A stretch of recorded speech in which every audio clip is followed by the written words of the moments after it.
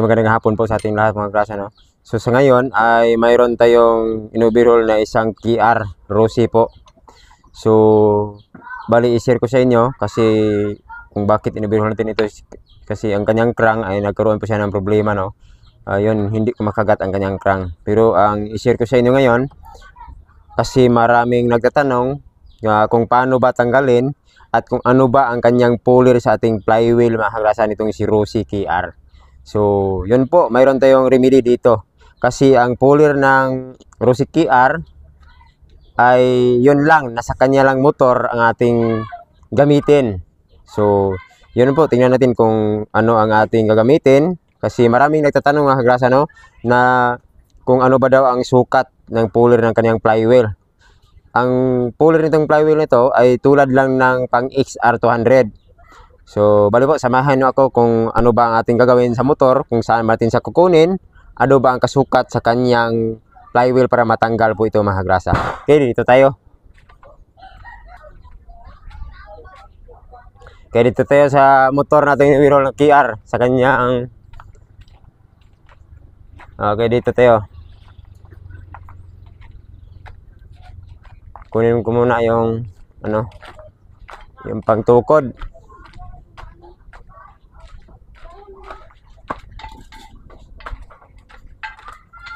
Yan. Okay.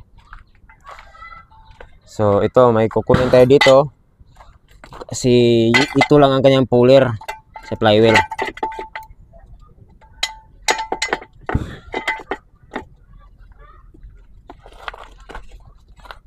Yan, may kunin tayo.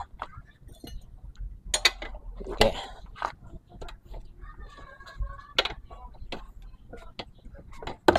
So, yan po. Share ko sa inyo kung ano ba ang kanyang puller.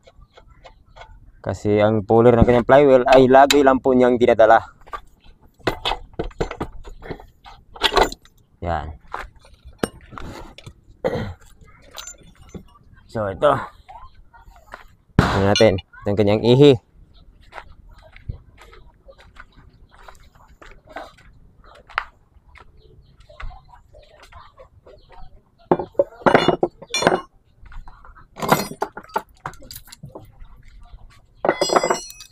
So, ito po ang kanyang ihi, no? Sa kanyang bandang likod na gulong. So, yan. Tingnan natin kung yan ba ang kanyang sukat. So, ito po ay kadalasan ko na ginagamit. Mayroon lang po itong mabibili na tulad nitong ihi ng KR. So, pwede po ito sa mga TC125 sa XR na flywheel. Sa lahat ng Rossi na yung tulad ng mga TMX, yung TC, Rossi TC, yung mga Macho ay sukat lang. Parehas lang ito ang lahat sa mga Rossi na tulad ng pang TMX. Tulad ng TMX. Iba po ang puller ng TMX, no, mga grasa. Ito po ay tulad ng XR. So, yan. Yan. So, ito po ay ihi. So, ito ay lagi ko nang ginagawa. Maraming nagtatanong dito kung ano ba ang pangtanggal na kasukat niya. So, kuha tayo ng adjustable.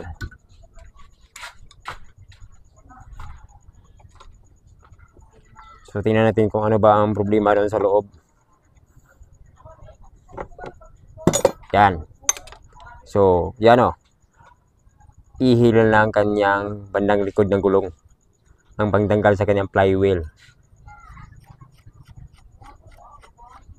Yan. Tanggal na. So, yan. Tingnan natin sa loob kung ano ba ang kanyang problema.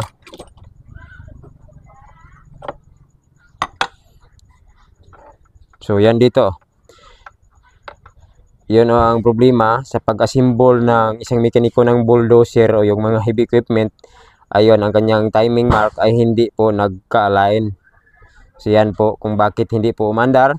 Kasi kabagong-bago lang itong in-overhaul mga kagrasa, no?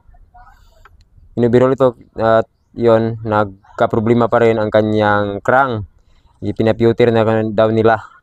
So yun po, ang kamalian ng pag-align ng kanyang timing gear at saka sa kanyang yun, hindi nagka-align. So hindi po ito umandar. Umandar man, walang pwersa, hindi ka makabirit.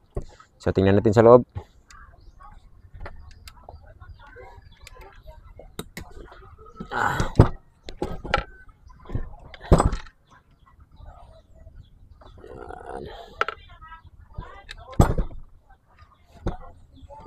Tingnan natin, baklasin muna natin to.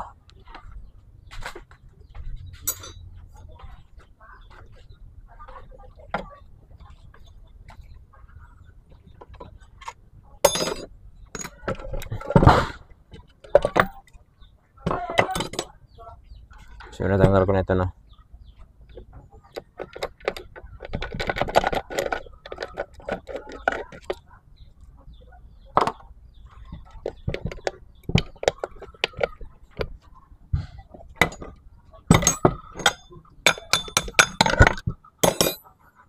So yan po mga kagrasa, no, kanyang problema.